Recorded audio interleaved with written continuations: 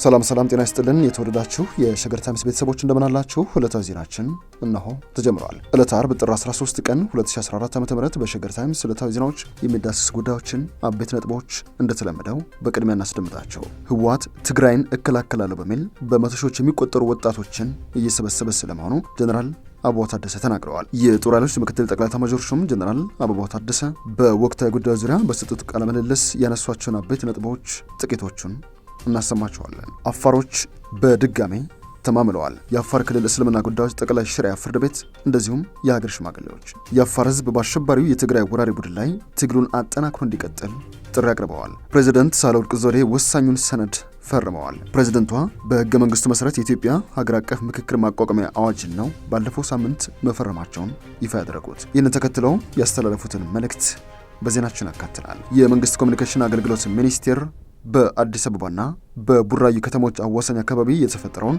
የወይብላ ማርያም ውዝግብን ጉዳይ በተመለከተ መግለጫ ሰጥተዋል። ሚኒስቴሩ የኢትዮጵያን ገጽታ ለማጠልሸት ሴራ ሲጎነጉኑ የነበሩ የጥፋት ኃይሎች ድርጊት ነው ብሎታል ክስተቱን። ይህን ጉዳይም በዜናችን አካተናል። በርዕሰ ዜናችን ላይ ያነሳናቸውን አበይት ጉዳዮች እንደሚከተለው ዝርዝሮቹን እናስደምጣቸዋለን። አብራችሁን ሆኑ።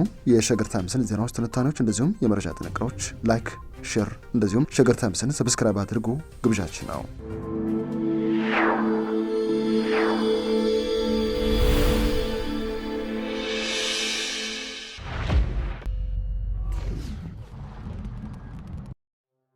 ወደ ቀዳሚ ዜናችን እናምራ።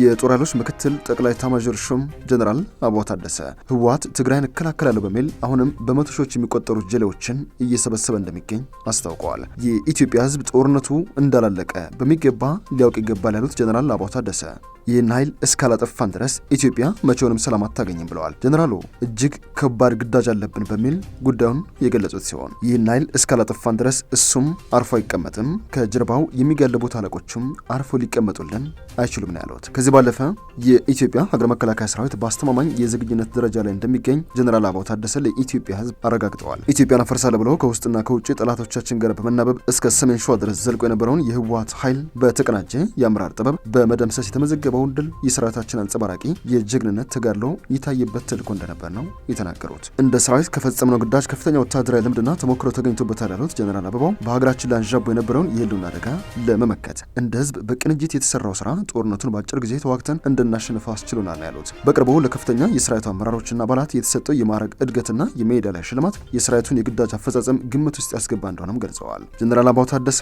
የህወሓትን ሰሞነኛ ትንኮሳ በተመለከተ በሰጡት ምላሽም ህወሓት ትንኮሳውን አላቆመም፣ እኛም በሚገባ እየተዘጋጀንበት ነው ብለዋል። ሁለተኛው ምዕራፍ ይቀጥላል፣ እስከ መቀለ ድረስም በእርግጠኝነት እንገባለን ሲሉም ምክትል ጠቅላይ ኤታማዦር ሹም ጀነራል አበባው ታደሰ አስታውቀዋል።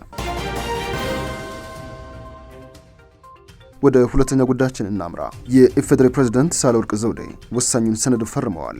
በህገ መንግስቱ መሰረት የኢትዮጵያ ሀገራዊ ምክክር ማቋቋሚያ አዋጅን ባለፈው ሳምንት መፈረማቸውን ፕሬዝዳንቱ ያስታወቁት ሳህለወርቅ የሀገራዊ ምክክር ኮሚሽን እንዲቋቋም መፈረም ኃላፊነት ቢሆንም የእውነተኛና አካታች ብሔራዊ ምክክርን ቁልፍነት ስለማወቅ ስለሰራሁበት ውጤቱንም ስላየው አምንበታለሁ ያሉት እንደዚህ ያለ ምክክር በመሰረታዊ ሀገራዊ ጉዳዮች ላይ መግባባት እንዲኖር ያደርጋል፣ ሀሳብን በግድ መጫን ጥሩ መማዘዝን፣ ህዝብን ሀገርን አደጋ ላይ መጣልና ከመሳሰሉ አደጋዎች ያድናል ሲሉ ነው የገለጹት። የንግግር፣ የመደማመጥ፣ የመከባበር አዲስ ባህል ይፈጥራል። እንደኛ ከአውዳሚ ጦርነት ማግስት ለሚገኝ ሀገር ጠቀሜታው የሚጎላ ነው ብለዋል። ይህንን ሀገር አቀፍ ምክክር እንዲመራና እንዲያካሄድ የሚቋቋመው ኮሚሽን አባላት ጥቆማ ሲያካሄድ መቆየትን በማንሳት ለአንድ ሳምንት ከተራዘመ በኋላ ዛሬ ጥር 13 ቀን 2014 ዓ.ም እንደሚያበቃም ጠቁመዋል። ለኮሚሽነርነት የተጠቆሙት ሴቶች ቁጥር አነስተኛ ይሆናል ብዬ ሰጋለሁ። ሴቶች መጠቆም አለባቸው። አሸባሪው ህወሓት የከፈተው ጦርነት በሴቶች ላይ ያደረሰው ሰቆቃ ከፍተኛ ነው ብለዋል። በመቀለና በደሴ መጠለያ ጣቢያዎች ያነጋገርኳቸው ሴቶች ገጽታቸው ይህን ነው ያረጋግጣል ሲሉም ገልጸዋል። ፕሬዝዳንቷ እኚህ ሴቶች ምንም እንኳን እያዘኑና እያለቀሱ ቢያነጋግሩኝም እንባቸውን ጠርገው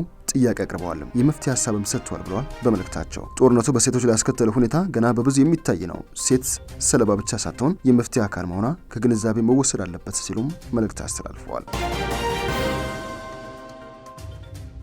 ወደ ሌላኛው ጉዳያችን ስናመራ አፋሮች ተማምለዋል።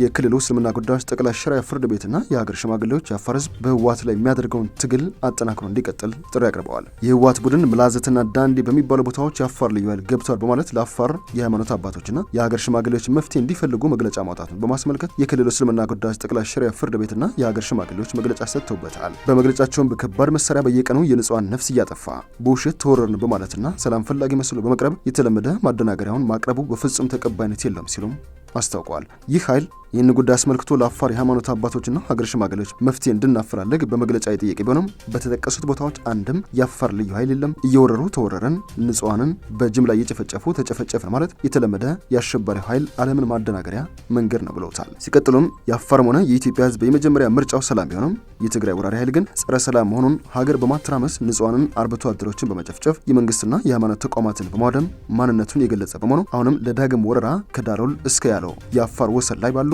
አካባቢዎች ያስቀምጠውን ወራሪ ኃይል በአስቸኳይ እንዲያስወጣ አሳስበዋል። ይህ የማይሆን ከሆነ ግን የአፋር ህዝብ ኢትዮጵያን እንዳታፈርሱ ያደናቀፋችሁና በአፋር ምድር ደምስሶ ያስቀራችሁ ጀግናው ህዝብ ዛሬም አለ ብሏል መግለጫው። አፋር አልፎ የሰው ወሰን አይወርም፣ የራሱን አያስወርርም። ኢትዮጵያ ስትፈርስም ዝም ብሎ አይም እስከ መጨረሻው ይፋለማቸዋል ሲሉ ነው የአፋር ክልል እስልምና ጉዳዮች ጠቅላይ ሸሪዓ ፍርድ ቤትና የሀገር ሽማግሌዎች ባወጡት መግለጫ ያስታወቁት።